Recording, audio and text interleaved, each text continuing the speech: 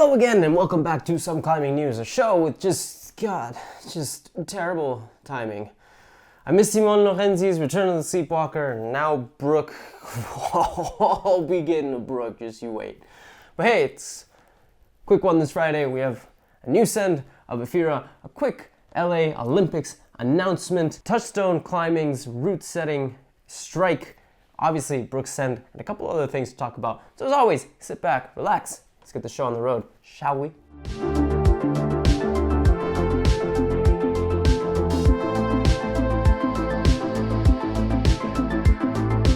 And starting us off with Simone Tentori, who just gave the Chironico Classic Efira 8C+, its 7th ascent. Efira, which is also V16, is a pretty cool line on the same boulder as the Dave Graham Ultra Classic Hard-Ass Mantle From Dirt Grows the Flowers 8C, and was first sent by my personal favorite to watch, pro climber Jimmy Webb, back in 2019.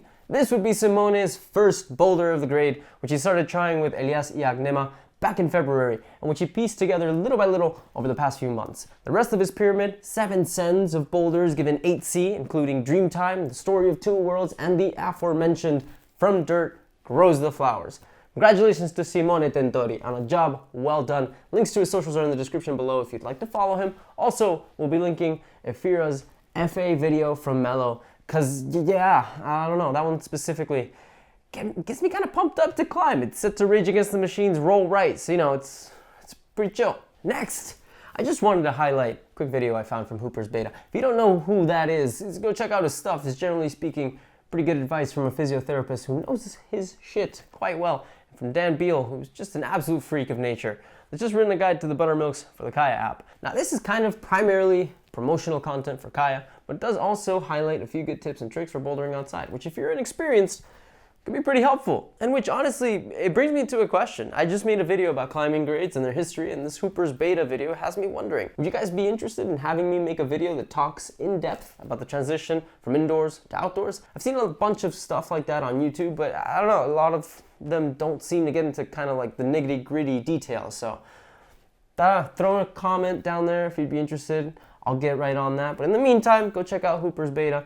The video that I'm talking about has some pretty good tips. If it's your first time outdoors, might be helpful. Now, the Touchstone Route Setter Strike.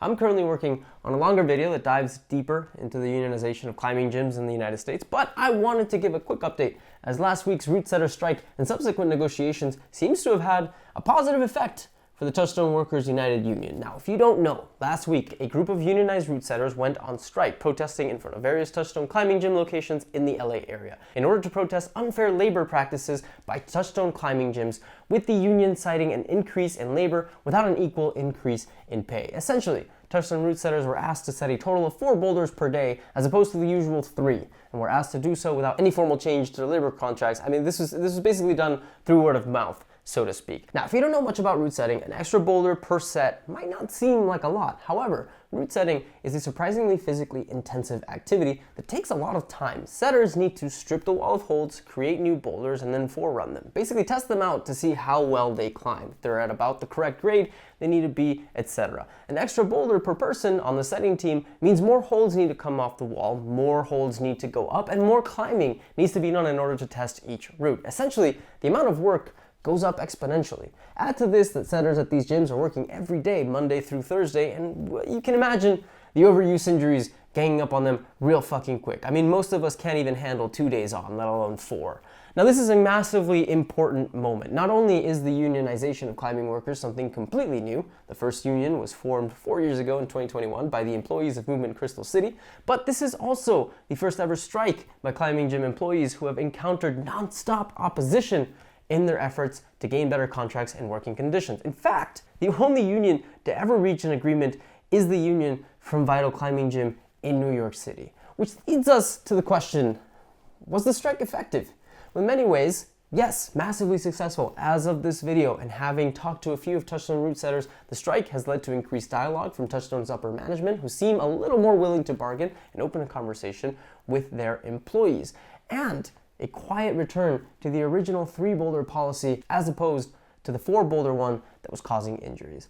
Now, I am currently speaking to union members of various gyms in order to create a much longer and more detailed account of everything that has happened since Movement Crystal City first unionized in 2021, and I will hopefully be able to get a video out by next week that explains all of this in greater detail, so please be on the lookout for that. This is incredibly important stuff, and in the meantime, congratulations to all Touchstone employees and to the route setters that organized and went on strike, who have inspired others to continue to fight for better working conditions. I mean, this whole thing, it even inspired the setters at Climb Up Aubervilliers in Paris. This is a gym that Magnus Mippo did a friggin' tour of, which is like, you know, the biggest gym in Europe to go on strike themselves. So yeah, big things are happening in the industry.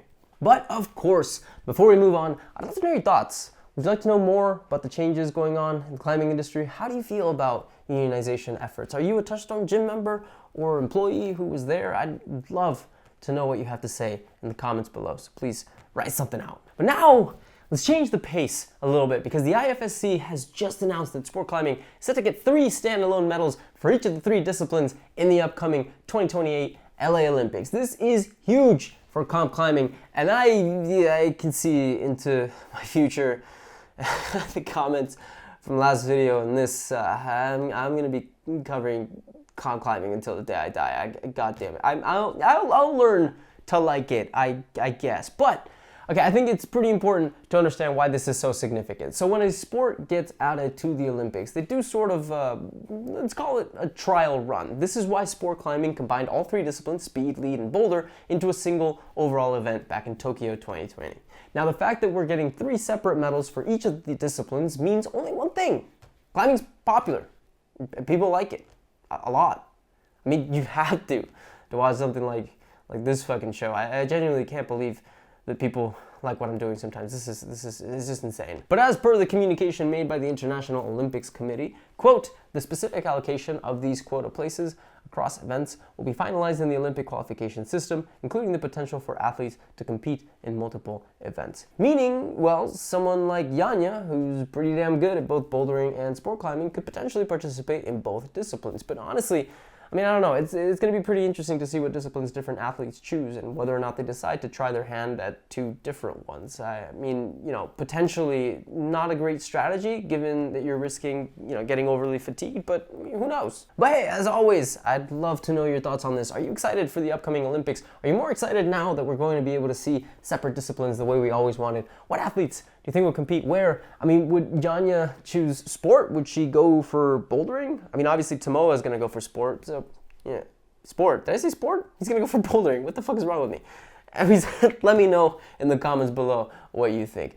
And finally, yeah, what terrible timing. What terrible timing. Fucking Brooke. Do you know what it's like to spend all goddamn day working on a video to publish it, to see the views going up and up and up, and only to find that three fucking hours later, Brooke goddamn Raboutou decides to drop one of the biggest bits of climbing news in history. 3 hours later. 3! Well, you couldn't wait a little bit? You couldn't post earlier? No, you had to fuck me over, didn't you? Jesus Christ. You had to make me look like a goddamn idiot. And I know this is her news, it's her story, it's her big accomplishment, it's not about me. Like, how narcissistic could I possibly, you know, be trying to make this shit about me when it should be about her? But you know what? I don't care. It's bullshit. You have to change the channel from, you know, some climbing news to some old climbing news because everybody already knows what she did. You know. You need me to tell you for the 40th goddamn time that she got the first 9B plus ever sent by a woman? You need me to say, ooh, look at Excalibur, it's so shiny and O-ring, you know, she get the heel hook and shit. Look how good she is. You already know. You already know, because it happened 3 fucking days ago.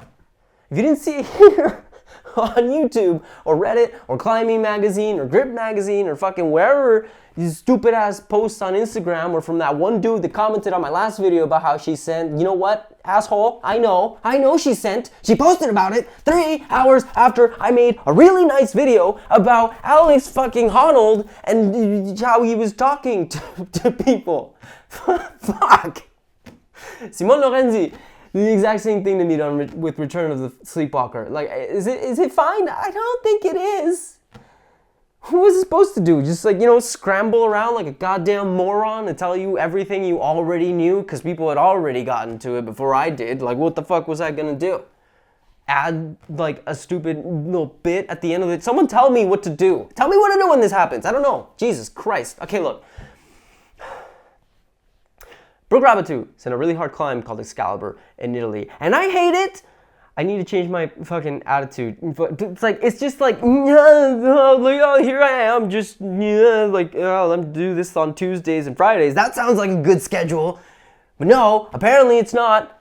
I can just, my schedule can fuck off. This is ridiculous. I don't even, okay, you know what? Okay, look, if for whatever miracle you somehow are completely in the dark about what's been going on, there's this family of climbers called the Raboutous, and they keep shitting on climbing media. No. So Brooke Raboutou got the third repeat of one of the hardest routes in the world, a climb called Excalibur, which is grade 9B+, translates to 515C. It's one grade below the currently hardest proposed grade in all sport climbing, which is 9C or 515D, and for which there are only 3 currently proposed routes: Silence, Big, and DNA, none of which have received any repeats confirming the grade. Now, Excalibur was climbed before Brooke by both Will Bosey and Stefano Gasolfi, who did so exactly 2 years apart from each other, like literally the same day, February 3rd, just Stefano in 2023 and Will Bosey in 2025, which is kind of funny. I don't know why, but it is. Both of these guys have said that they believe Excalibur is pretty damn hard for the grade, which in my mind makes this end all the more impressive. So, why is this important? Well, to put it simply, women climb fucking hard. Look, say what you want about women in sports, but generally speaking, this specific send pretty much puts into perspective just how small the gap is between the strongest women and the strongest men. Currently, there are only 9 people in the entire world who have climbed 9B+, and one of them is Brooke. Let that sink in.